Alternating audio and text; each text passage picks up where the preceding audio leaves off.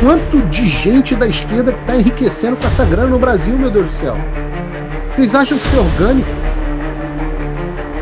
Então, a teta secou.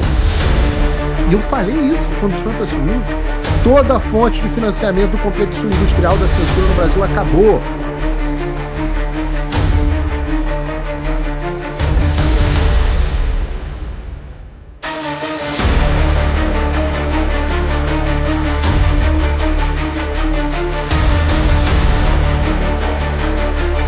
O que o Elon Musk escreveu.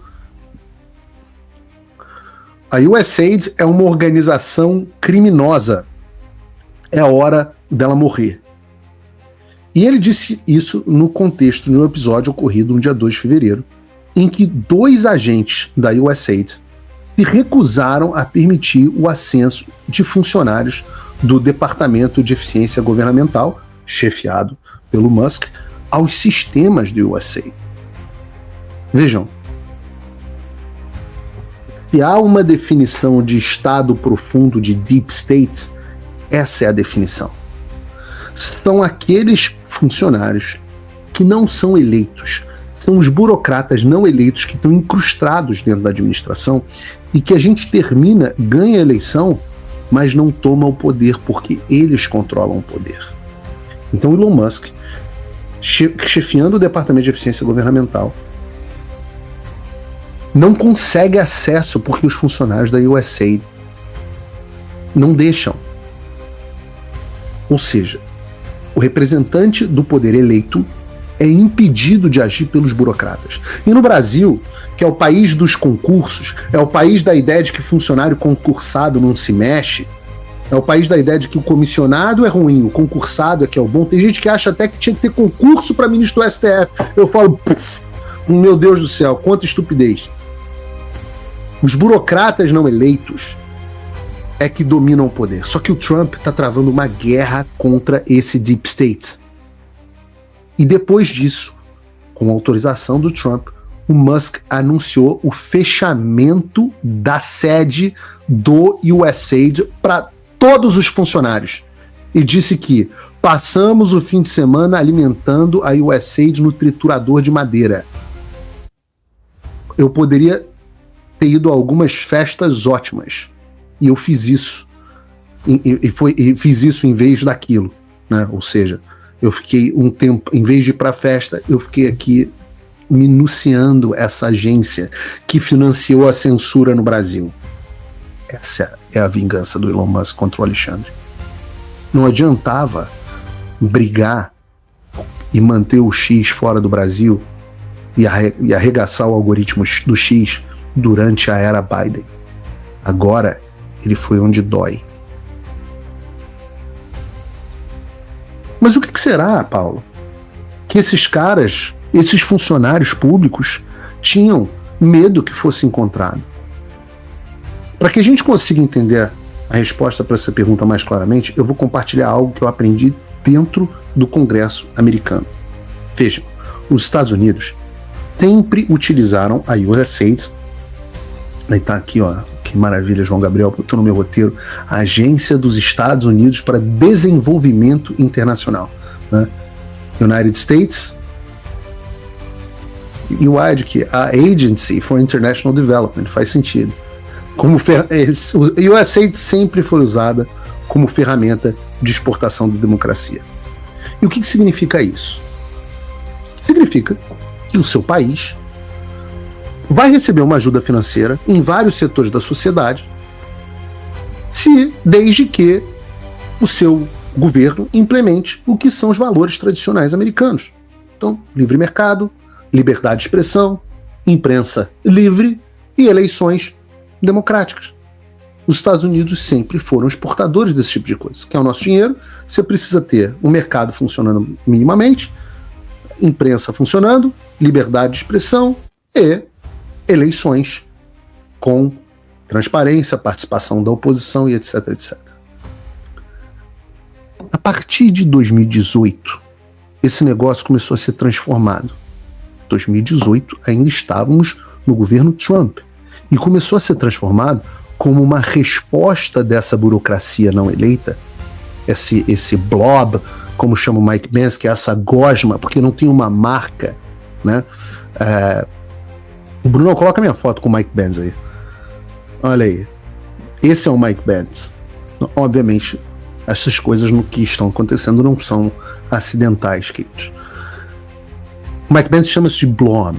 Esses caras começaram a reagir justamente à eleição do Trump.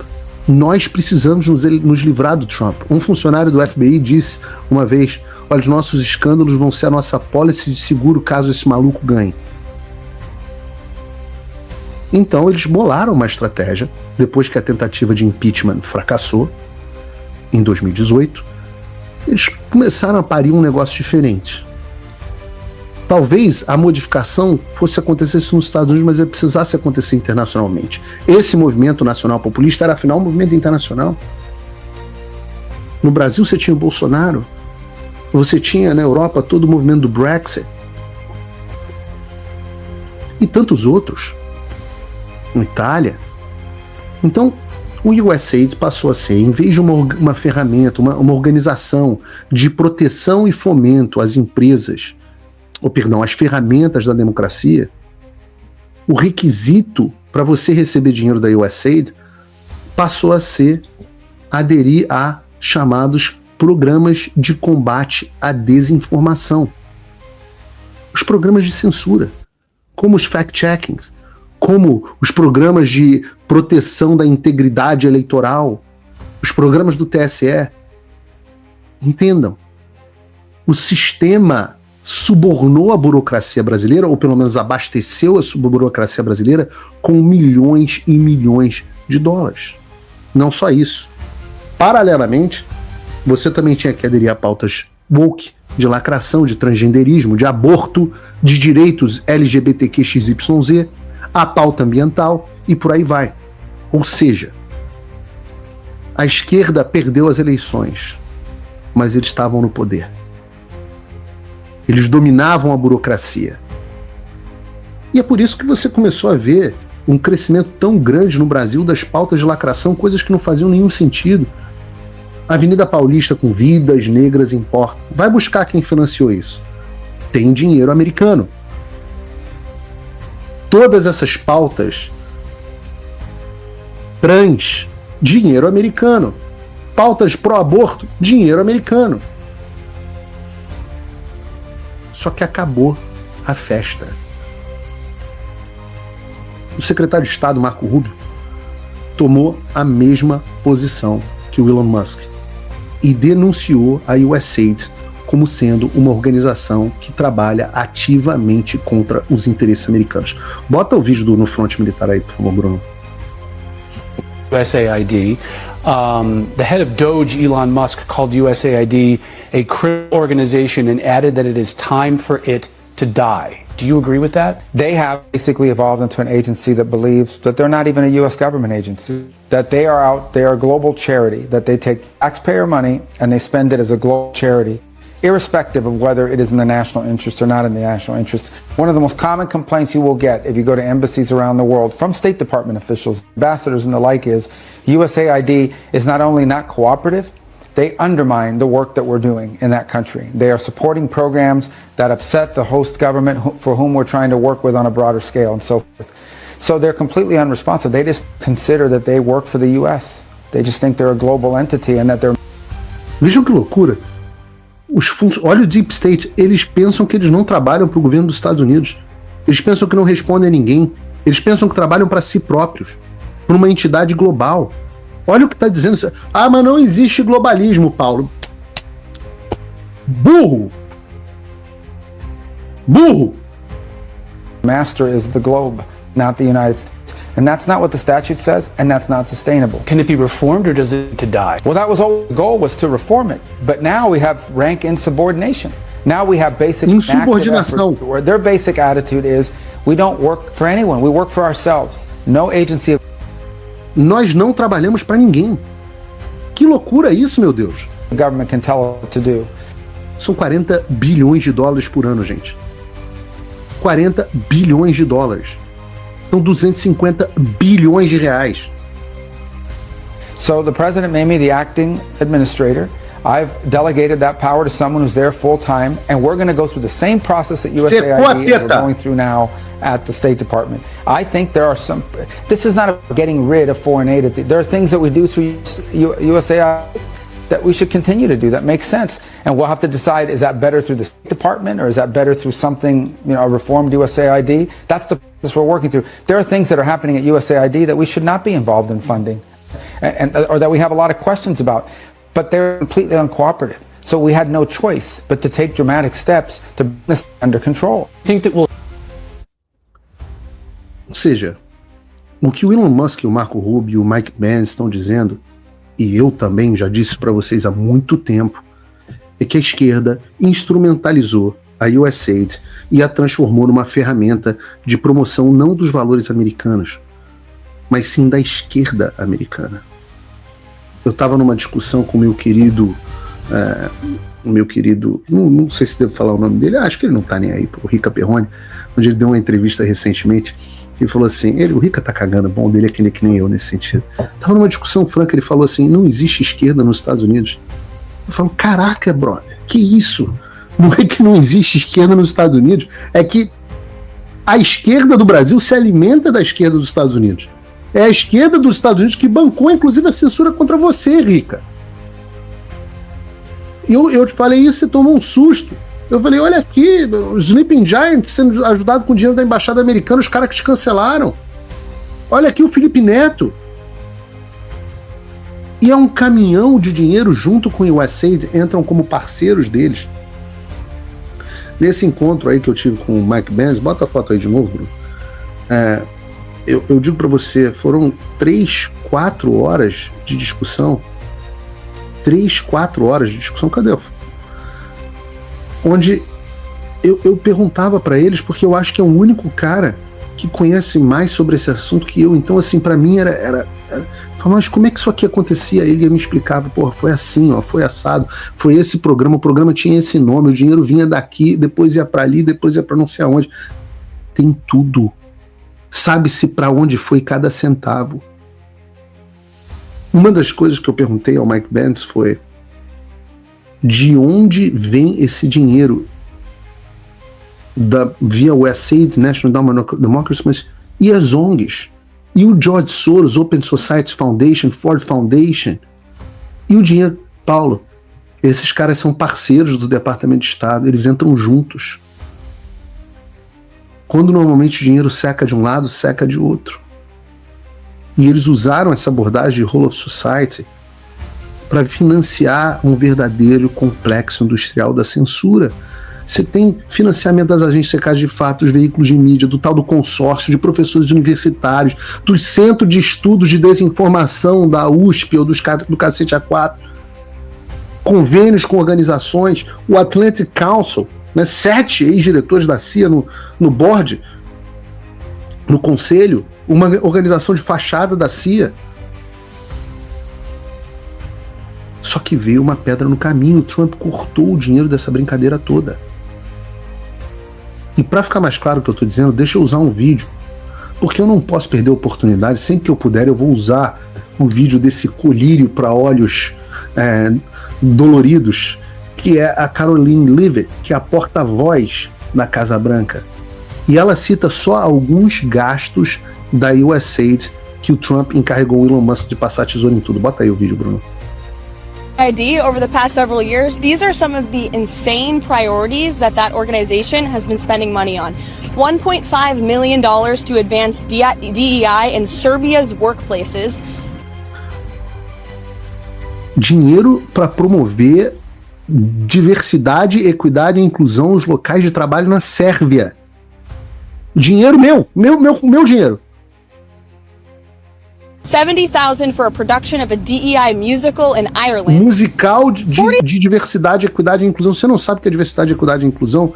Leia-se de racismo, pauta trans, etc, etc. Feminismo. É isso que é DEI. É uma sigla para DEI. É uma sigla para isso. $47,000 for a transgender opera in Colombia. Ópera de trans na Colômbia. $32,000 for a transgender comic book in Peru. I don't know about you, but as an American taxpayer, I don't want my dollars going towards this crap, and I know the American people don't either, and that's exactly what Elon Musk has been tasked by President Trump to do, to get the fraud, waste, and abuse out of our federal government. Thank you, guys. Vídeo do tradutor do BR. Deixa a cara da Caroline aqui, porque ela é muito bonita, eu quero falar com ela do meu lado, porque ela é muito bonita. Essa mulher é muito gata. Sério, olha que diferença daquela horrorosa, daquela Jean-Pierre, não sei lá das quantas. Cruz credo, aquela mulher muito horrorosa. Cada dia era um susto. Pô, vou assistir um press conference da Casa Branca. Cruz credo. Agora eu não perco um, mesmo que eu deixe no mudo. Né? É uma que coisa bela. Quem acha aqui essa mulher não só gata, mas essa é a verdadeira empoderada, que é a mulher que é gata e inteligente. Olha a surra que ela deu nos jornalistas. Cortar dinheiro da USAID, pode tirar ela, Bruno, senão o programa vira ela, ninguém presta atenção no que eu falo. Cortar o dinheiro da USAID basicamente significa cortar dinheiro para agências de secagem de fato que censuram as pessoas nas redes sociais, cortar financiamento estrangeiro, veículos de mídia de esquerda, do consórcio, cortar bolsa para estudante que fala que homem menstrua, cortar dinheiro de ONG que promove peça trans, quadrinhos trans. 1,5 milhão de dólares para promover a lacração e mente de trabalho na Sérvia. Quanto de gente da esquerda que está enriquecendo com essa grana no Brasil, meu Deus do céu? Vocês acham que isso é orgânico? Então, a teta secou. E eu falei isso quando Trump assumiu. Toda a fonte de financiamento do complexo industrial da censura no Brasil acabou. Como eu venho repetindo, essa foi a onda na qual o Alexandre estava surfando. O nosso surfista prateado.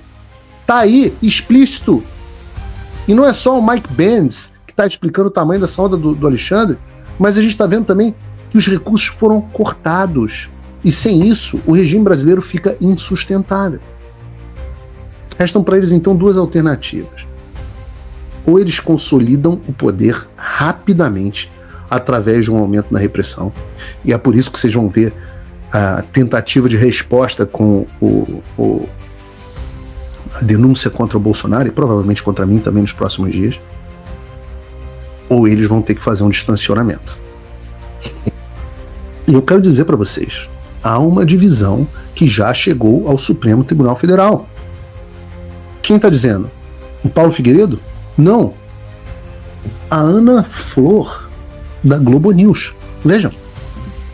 Sobre isso, que é Globo News. Conversando com o ministro do Supremo recentemente, exatamente sobre essa tensão entre os poderes, porque se a gente viu no sábado o Legislativo muito unido, a gente sabe que o Supremo também está muito unido.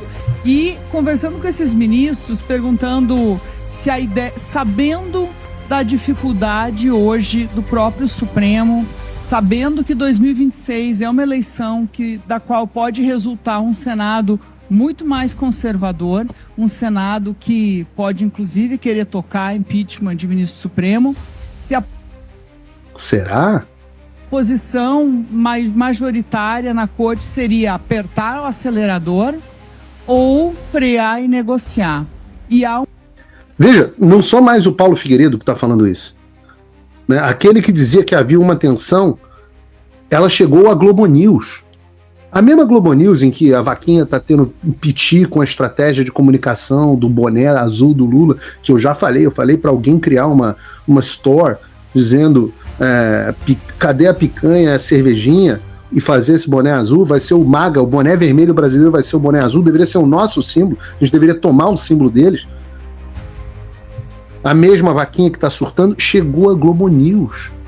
A ideia, a noção do que eu já havia falado há muito tempo. uma divisão hoje. Há alguns integrantes da Suprema Corte que acham que tem que apertar o acelerador e tocar essa agenda democrática, mesmo que ela... Democrática, leia-se esmagar completamente nós. Nos esmagar completamente, para usar um português melhor. Último enfrentamento, inclusive com o Congresso, e há outros que pensam, é melhor conversar, buscar harmonia. Agora quer conversar, né? Antes que 2026 chegue. apaziguar, conversar. Senta aqui no colinho do papai agora para conversar. Senta aqui no colinho do papai.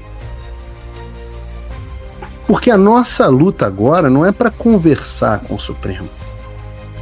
A nossa luta é para que o governo americano aumente a pressão para o distensionamento. E veja, diferentemente deles, o que a gente está pedindo, só para saber, só para deixar claro aqui para a abundância de cautela, ninguém aqui pede que o governo americano interfira no Brasil. Eu nunca fiz uma reunião virando para os americanos e falando, olha, interfiram para colocar o Bolsonaro de volta no poder. Nunca! E nenhum deputado fez na minha presença, pelo menos. O que a gente pede aqui? Que eles desfaçam a cagada que eles fizeram. Que eles voltem a usar as ferramentas da USA, do National Endowment for Democracy e por aí vai, para promover a democracia e a liberdade no Brasil da mesma forma que eles sempre fizeram. Ou pelo menos parem de atrapalhar, como já pararam. E eu acredito, eu tenho essa convicção, e eu não sei se vocês têm também, vocês podem dizer isso no chat, eu tenho a convicção de que com liberdade de expressão e eleições limpas e transparentes e auditáveis, com direito à oposição concorrer, com jornalistas podendo falar, eu acho que o Bolsonaro vai voltar ao poder. Porque eu acho que a população quer o Bolsonaro. Agora, se uma eleição justa e limpa, o povo brasileiro escolher o ladrão, paciência, democracia, que assim seja. Não quero Trump impedindo o ladrão de ganhar a eleição limpa, não. Agora, as pesquisas não mostram isso. Mostram que, embora sim o ladrão ainda tenha muito voto, e era necessário que ele tivesse muito voto para o plano do sistema, porque ia ser impossível colocar qualquer um dos outros caras que não tem voto nenhum, tipo Alckmin, Simone Tebet, Moro, Dória, Pacheco, Rodrigo Maia, Luciano Huck, qualquer um desses caras. O sistema até queria muito e tiveram que compor com Lula. O Lula tem sim muito voto e a gente ainda tem muito voto. A gente precisa ter consciência de que a gente precisa conversar e convencer essa parte do Brasil que ainda está disposta a votar no ladrão. Por algum motivo. Graças a Deus, o governo dele tem sido um desastre, o que já era esperado por qualquer um com um QI maior do que a temperatura ambiente.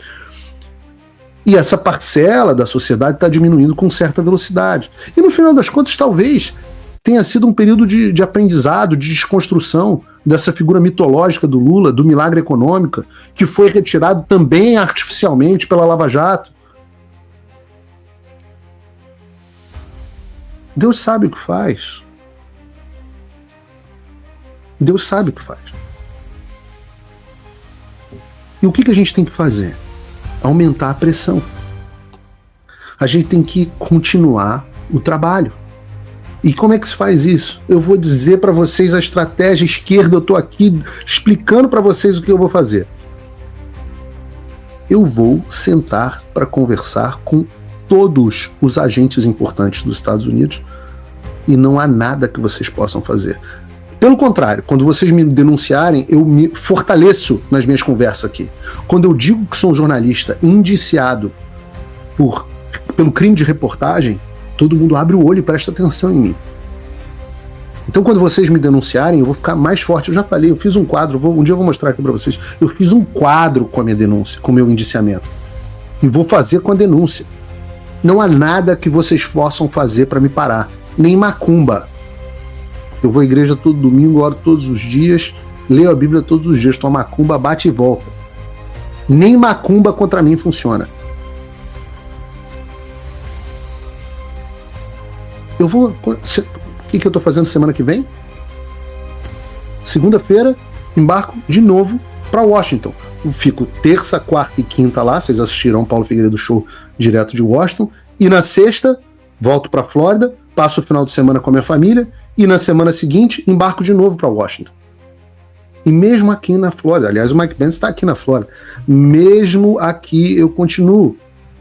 Vejam essa semana, jantei com simplesmente o governador da Flórida, Ron DeSantis. Tem foto aí, Bruno? Simplesmente jantei com o governador da Flórida. O que o governador Ron DeSantis falou? Paulo, pode ter confiança que essa administração vai destruir os governos comunistas da América Latina. O Brasil é o exemplo mais impressionante que nós temos, mais do que a Venezuela. Palavras do governador Ron DeSantis. Nós vamos incansavelmente empurrar até o final.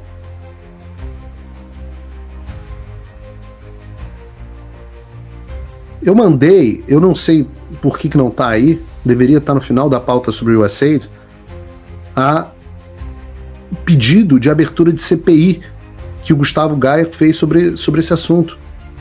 Tá aí. Tá aqui no final da pauta de USAID. Tá aqui, já foi feito. Essa coisa é tão grave. Eu conversei agora ao telefone com o deputado Gustavo Gaia. Essa situação é absolutamente tão grave que já existe, já foi protocolado. Não sei se já saiu nos veículos de imprensa, se não, foi imediatamente antes de eu entrar aqui no ar. Já foi protocolado pelo deputado Gustavo Gaia um pedido de abertura de CPI para investigar justamente isso. Deixa eu abrir aqui o documento. De novo, chegou aqui em cima da hora para o programa. Vejam isso. Requer a criação de comissão parlamentar de inquérito para investigar a atuação de organizações não governamentais brasileiras que receberam recursos financeiros provenientes de impostos pagos pelo contribuinte dos Estados Unidos por meio de diversas agências federais dos Estados Unidos, dentre outras entidades governamentais e organismos internacionais vinculados dos Estados Unidos. Justamente para investigar a interferência americana na eleição brasileira. A casa caiu, a máscara caiu. Esse documento, esse pedido de CPI vai ser levado aos Estados Unidos na semana que vem para que o governo americano investigue de um lado e o brasileiro do outro. Você que é deputado parlamentar brasileiro, você deve assinar esse pedido e divulgar. Está na hora da oposição fazer o seu trabalho. Agora é o momento de fazer o trabalho. E você de casa, como é que você pode ajudar? Eu vou falar muito agora sobre outros instrumentos de pressão. A gente tem muita coisa acontecendo no Brasil ao mesmo tempo. E eu vou dizer para vocês, nós tivemos 2 avanços fundamentais em termos de instrumentos de pressão internacional. Primeiro, teve uma carta do Shane Jett, o senador estadual de Oklahoma, endereçada ao Conselho Federal da Ordem dos Advogados do Brasil, especificamente ao diretor-presidente José Alberto Ribeiro Simonetti, solicitando, abre aspas, esclarecimento sobre a defesa da Constituição, da ordem jurídica do Estado Democrático de Direito e a defesa dos direitos e prerrogativas dos advogados brasileiros face aos acontecimentos noticiados na imprensa brasileira e internacional desde 2019. Aliás, parabéns a quem organizou isso. Eu recebi da Flávia Ferronato, mas parabéns a quem organizou isso. Não partiu de mim. E é muito bom quando eu vejo iniciativas de outras pessoas, tem que vir de todo lado. Pressão em relação ao OAB, que foi conivente, garantidora do STF, e agora também começa a sofrer a pressão internacional, e a situação começa a ficar séria, e eles vão ter que se movimentar, o mundo está olhando. Eu sou um só, se você está na Europa, pega debaixo do braço. Eu já conversei, por exemplo, com o pessoal do Vox, já conversei com o pessoal do Chega, agora tem uma iniciativa na Áustria, mas eu não tenho tempo. Eu sou um só, eu ainda preciso trabalhar, ainda preciso sustentar minha família, eu sou um só. Eu juro para vocês que se eu fosse parlamentar, eu não ia estar nem no Brasil, podia me dar falta, punição, não ia nem aparecer. Porque eu sei que a guerra que se ganha aqui fora. E de longe, o avanço mais fundamental que nós tivemos nesses últimos tempos agora foi essa visita fundamental do relator especial de liberdade de expressão. Prestem atenção nisso. Visita do relator especial de liberdade de expressão da Comissão Interamericana de Direitos Humanos, o Pedro Vaca. Eu já tive com o Pedro Vaca umas 3 ou 4 vezes. Deixa eu fazer um parênteses aqui. O Brasil é signatário de um negócio chamado Pacto de San José de Costa Rica, que garante que toda pessoa tem o direito à liberdade de pensamento e expressão. Esse direito compreende a liberdade de buscar, receber e difundir informações e ideias de toda a natureza, sem consideração de fronteiras, verbalmente ou por escrito, ou em forma impressa ou artística, ou por qualquer outro processo de sua escolha. Então, essa é uma obrigação legal. Está acima da Constituição, um pacto internacional do qual o Brasil é signatário. E a Comissão Interamericana tem o poder de garantir isso e reverter a Corte Interamericana, debaixo da Comissão Interamericana, tem o poder de reverter as decisões até do Alexandre. Feita essa consideração, vamos voltar para Pedro Vaca. Pedro Vaca, a gente já tratou dele aqui, inclusive no programa. Ele é o relator especial para a liberdade de expressão, justamente da Comissão Interamericana de Direitos Humanos. As relatorias especiais dessa CID, não o delator, mas o relator, as relatorias especiais da CID, entre outras funções, elas servem para assessorar a comissão na avaliação de casos e solicitações cautelares, na preparação de informativo, da promoção de educação em matéria de direito e liberdade de expressão e de promover a adoção de medidas legislativas e judiciais e administrativas justamente para fazer valer a liberdade de expressão. E o responsável por tudo isso, a pessoa-chave, está vindo ao Brasil com a tarefa de averiguar a situação da liberdade de expressão do Brasil. Vejam a publicação da própria comissão. A relatoria especial convida organizações da sociedade civil e outras partes interessadas a submeter qualquer informação que considerem relevante de acordo com os objetivos da visita. Está aqui, comunicado à imprensa. Anuncia visita oficial ao Brasil entre 9 e 14 de fevereiro, ou seja, semana que vem.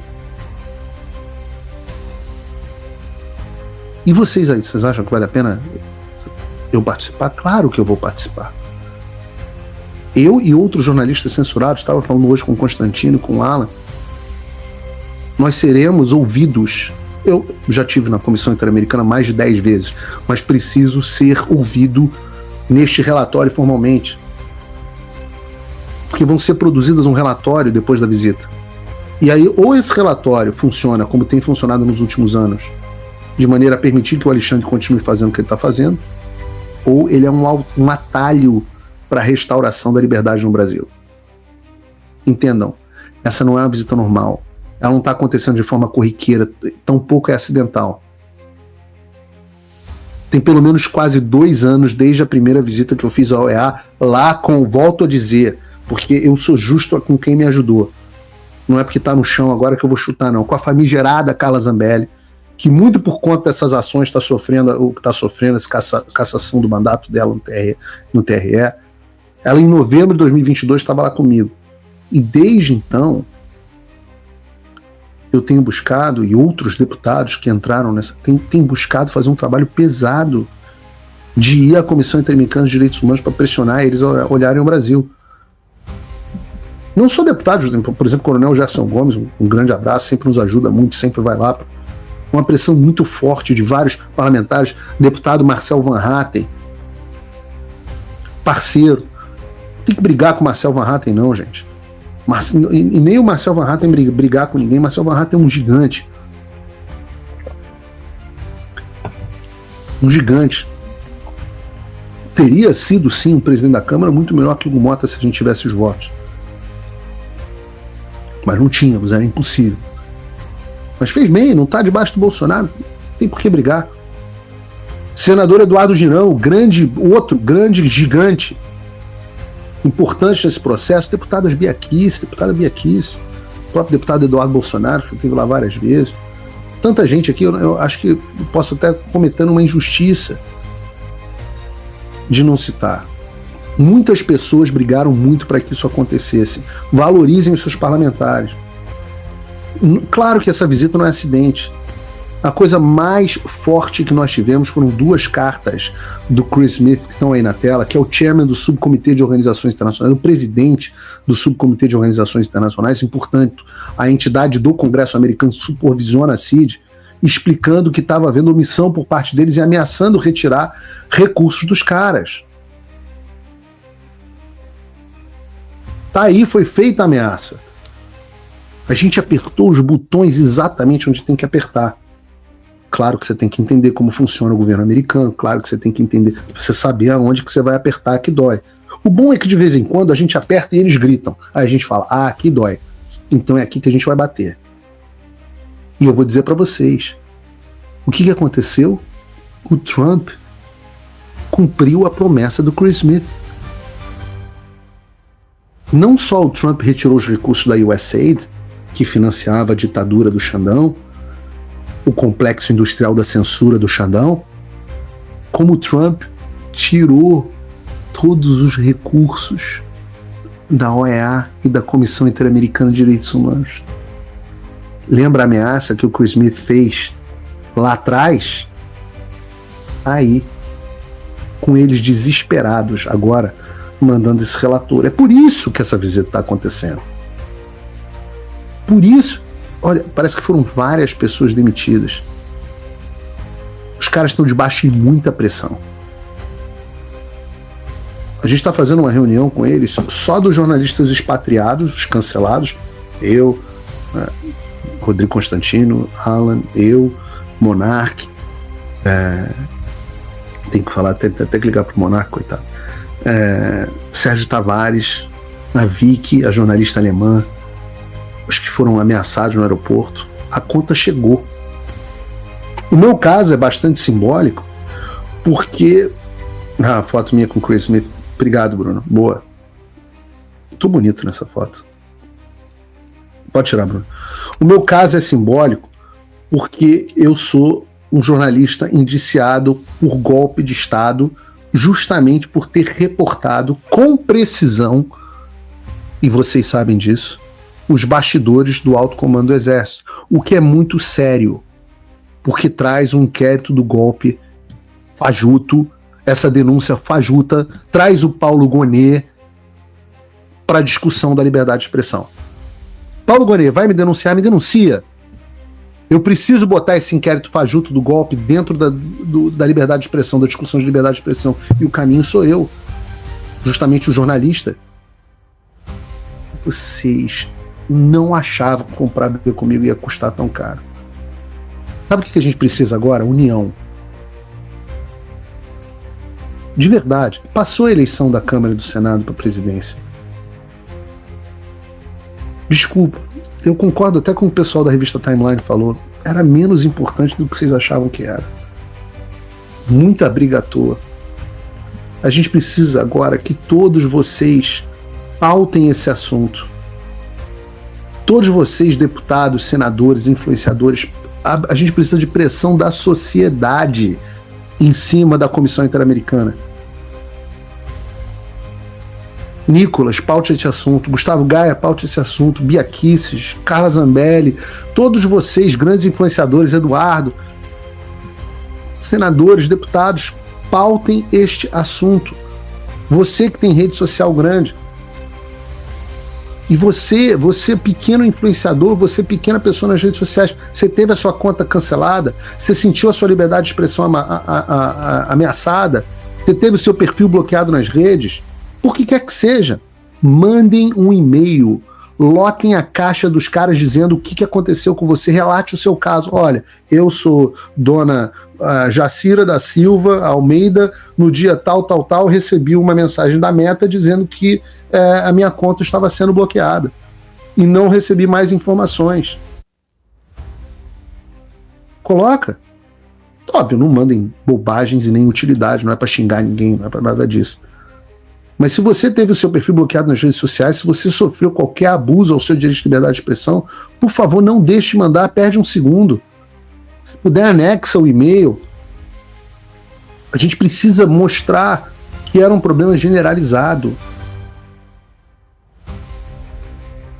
E nós vamos fazer várias reuniões, o pessoal deles também vai se reunir com o governo Lula, que vai para tentar passar pano, e a gente precisa mostrar que a situação não é trivial. É indiscutível que o Brasil vive um problema de liberdade de expressão. Segundo o Elon Musk, é o país mais censor do mundo. Eles vão se encontrar com o pessoal do X, da Meta, etc. Talvez a gente chegue ao ponto de que vale a pena pequenas manifestações populares na porta dessas reuniões. Óbvio, tudo dentro da legalidade. Eu vou ver se eu descubro quando é que vão ser as reuniões e eu aviso aqui no programa. O importante é que Revista Oeste, paute o assunto, Pavinato, paute o assunto, Kim Paim, paute o assunto. Todos, Constantino, obviamente Fio Diário. Todo mundo precisa se engajar, essa visita é importante.